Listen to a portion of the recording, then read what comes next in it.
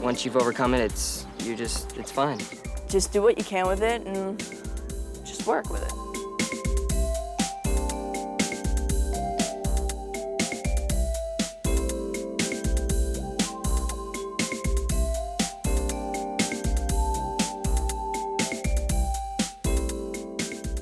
Attention deficit hyperactivity disorder comes in many forms. The series of programs on Rethinking ADHD guides teachers to select and use effective instructional practices that are helpful for all students, but in particular, those with ADHD.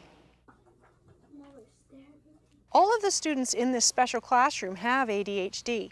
The teachers are using very clear, well-delivered behavioral management techniques. However, we lack robust evidence that even the best behavioral management strategies will promote successful learning in students with ADHD.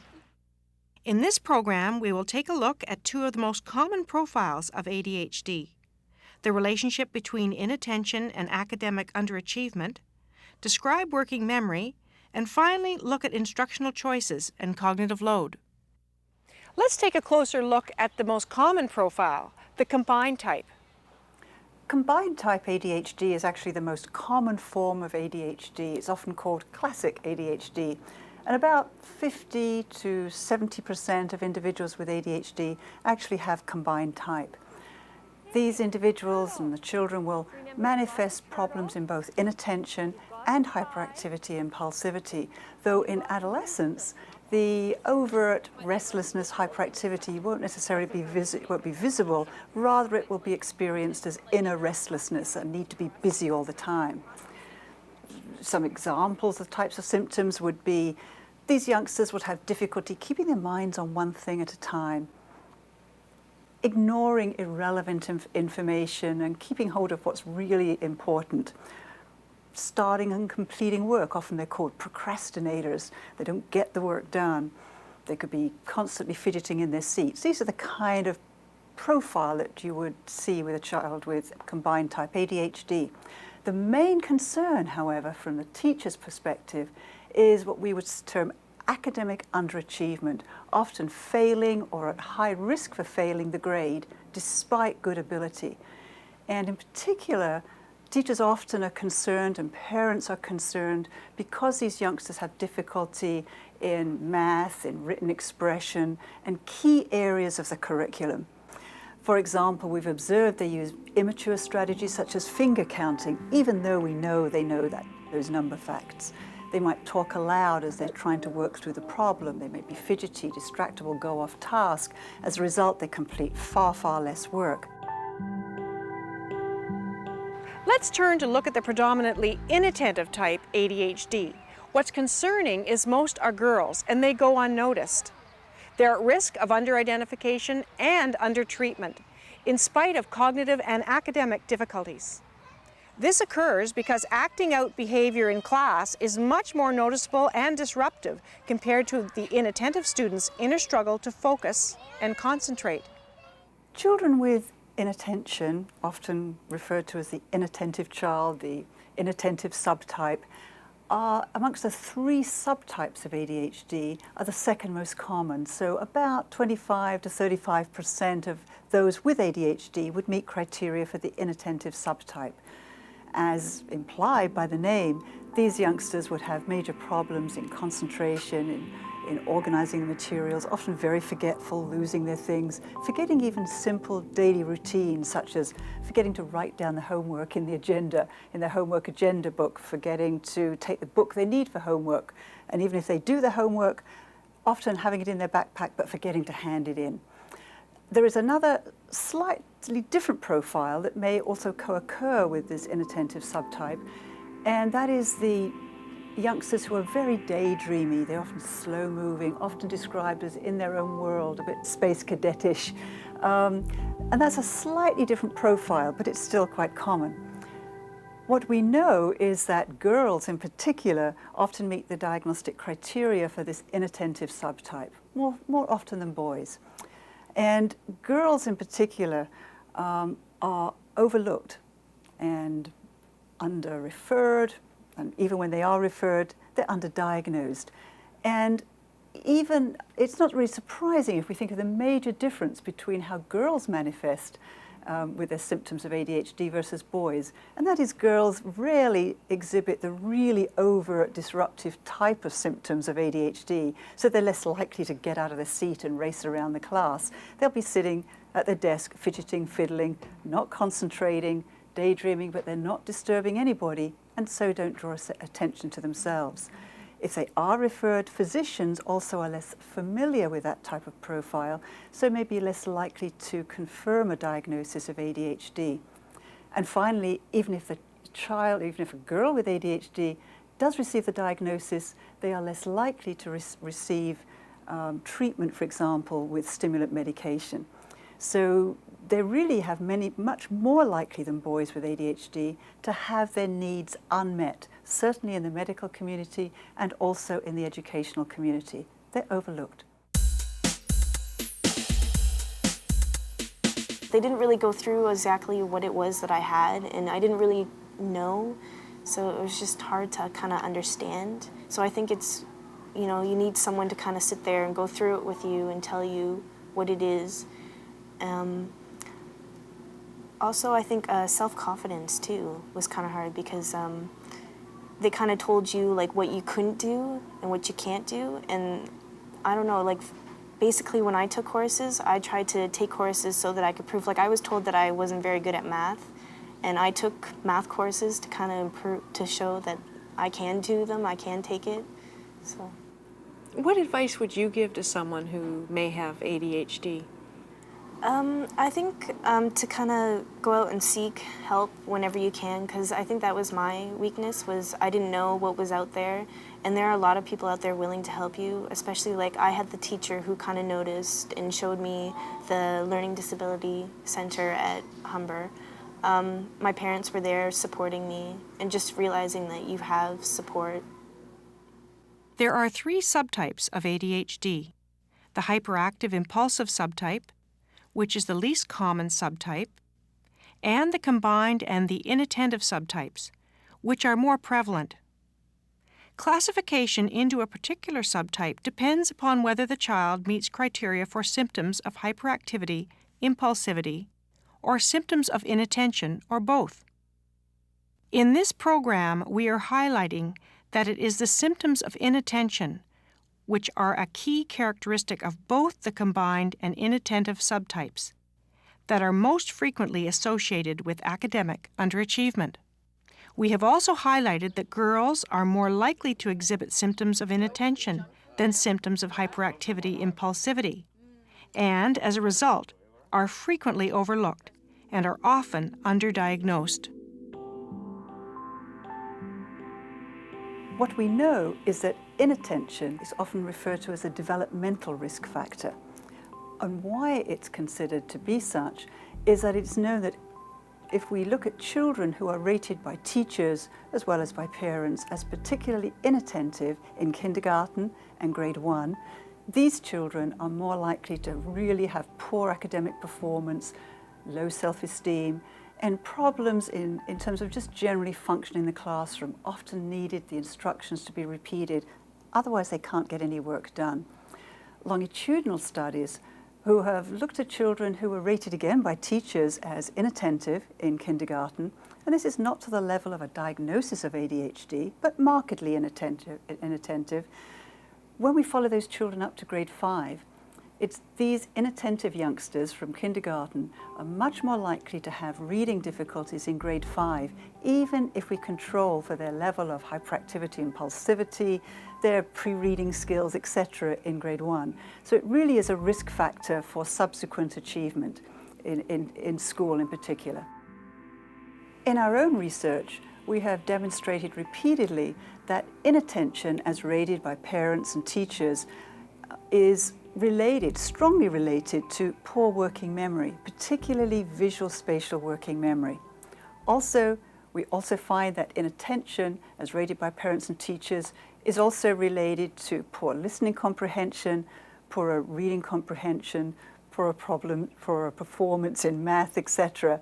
And it really encloses the triangle. So you have inattention related to working memory, inattention related to academic difficulties, and working memory and academic difficulties being linked. So we have a triad of problems that are interrelated.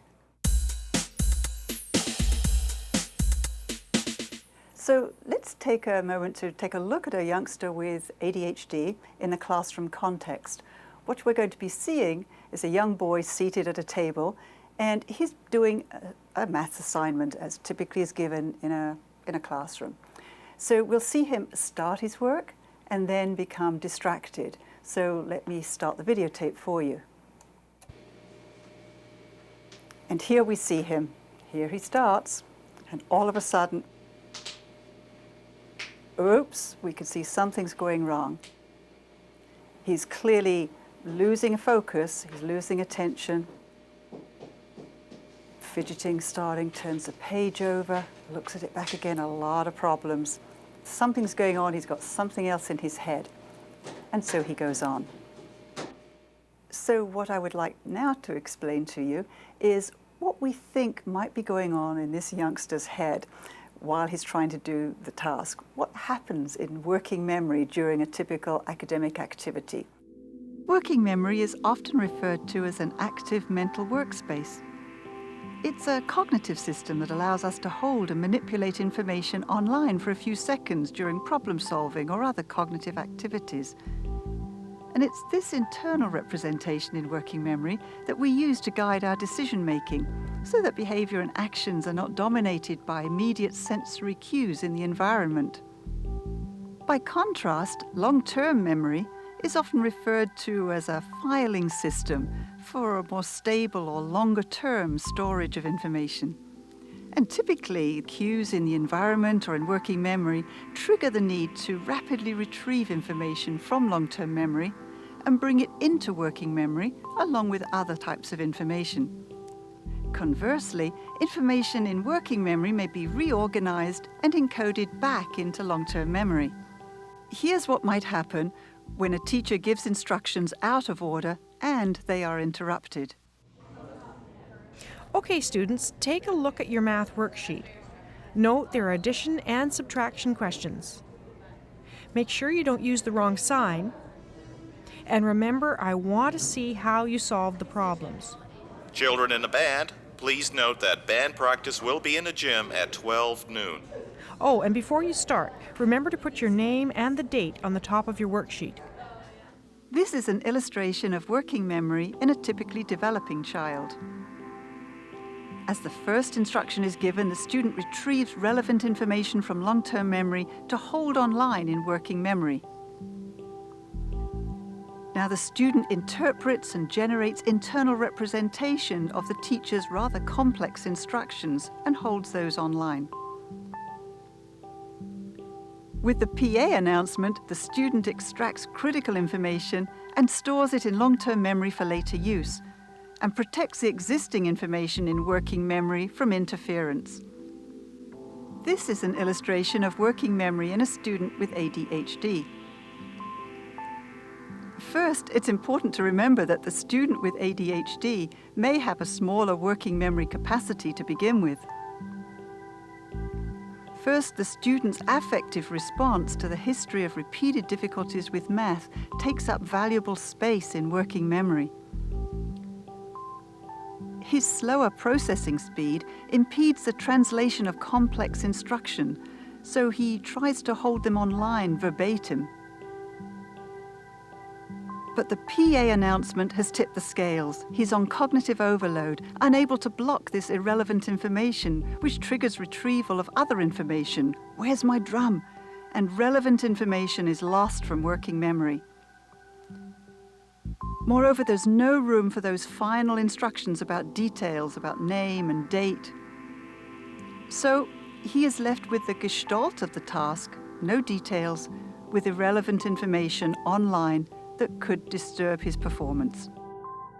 So from the teacher's perspective, on the outside, it looks as though this student is procrastinating, avoiding getting started on the work, not sustaining effort. But in reality, it's reflecting cognitive overload. So the critical question is, what can we do to reduce this cognitive overload and re-establish the balance that's so essential for teaching and for learning? So how do we achieve balance? How do we prevent cognitive overload? In this instructional planning tool, we have highlighted 3 key areas to consider. These are the curriculum, the student's profile, and the teacher's instructional choices. For example, how instruction is delivered, and types of activities the children are asked to complete, and the types of supports that are provided. First, we need to analyze the curriculum content to identify key concepts and the language and thinking skills needed to understand the content. We also need to consider the student's strengths and weaknesses in areas such as communication, literacy, numeracy, and thinking. This instructional planning tool includes 4 areas that are important for teachers to reflect upon when designing instruction. These are the learning context, instructional supports, instructional language, and student learning strategies. Although these choices can be considered individually, they are highly interdependent, and instructional decisions in one area will influence those decisions that are made in another area. The learning context reflects the way in which the teacher organizes the learning environment. Key questions to ask are, how am I organizing the learning environment? For example, am I using whole class or small group instruction? Is this a teacher-directed or student-directed activity? These different learning contexts can place varying demands on a student's language and communication skills, cognitive abilities, and social interaction skills. Understanding the demands of each context can help teachers provide the appropriate level of support for students. A key question is, what cognitive and communication demands does this learning context place on the student? Instructional language includes the teacher's spoken language in the classroom that is used to provide instructions, explanations, and feedback. It also includes the language that is used in textbooks or other print materials. Key questions to think about here are, how complex is the vocabulary or print materials that I will need the student to understand? What other ways could I explain the ideas, or what instructional supports could I use? For example, one could provide repetition and expansion of key ideas. Who can tell me, what's the question here? What do we need to know to answer this problem? Does anybody know? Demi? How many centimeters can go around the table? Right, how much ribbon, how many centimeters of ribbon? And provide visual supports. Instructional supports can take many forms. Some scaffolds support the delivery of instruction and the process of learning. For example, guided practice or modeling, whereas others support content knowledge. For example, a graphic organizer for a science topic. Teachers can reflect upon what kind of supports they can put in place to facilitate students' understanding and performance. Independent and successful learners tend to have a broad array of strategies to use to solve problems and mediate their own learning. Our next step is V, visual aid, what we could see, what we could draw. So I want you to draw below the problem on your sheet a picture that would help you figure out this problem. Providing students with explicit instruction and coaching and strategies can help them become successful and independent learners. Key questions to ask are, what strategies would help the student to either learn this particular content or be successful in solving these problems? In this section, we'll take a closer look at using this instructional planning tool. To begin with, we'll reflect on a student's profile. I have this student in my class who I think may have that profile, and she's really starting to struggle. She seems to have adequate background knowledge. She's okay in her basic academic skills, but she just seems to get lost when we have to do assignments in the classroom where she has to maintain information over like say a unit that we're doing over 2-week periods, something like that. And I've really noticed it in our latest unit on ecosystems where I'm giving the children some assignments where they have to really think and problem solve and integrate information, and she just seems totally lost. A lot of those types of units have, there's a lot of information, especially in science, where they have to integrate new information in, and so that can be a really heavy cognitive load. Like you have a lot of stuff to put together. But does she have any like strengths and weaknesses? Like, is she really weak in language as well, or not particularly? But then again, she's always kind of in the background, and she's sort of in a world, sometimes in a little world of her own. So perhaps I don't have a good handle on what her language skills really are.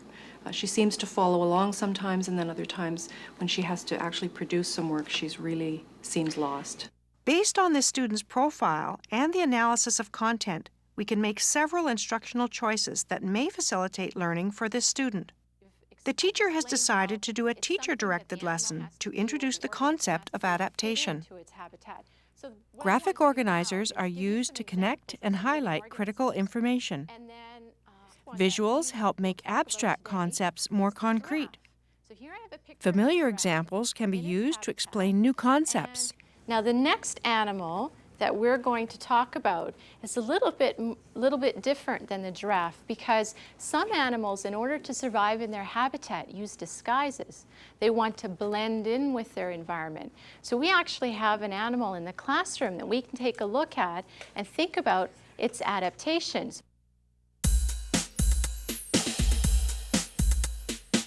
Julian, things have really changed for you since you were 9 years old. Yes, I had.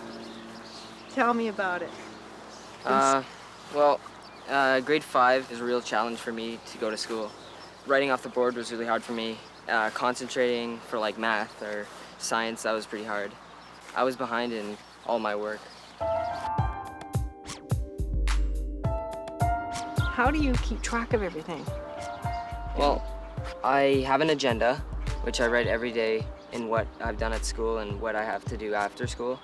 And I make sure to give myself a lot of breaks, and that helps a lot. I need every half an hour I need a break, so that works. You mean when you're at home? Yeah, doing homework.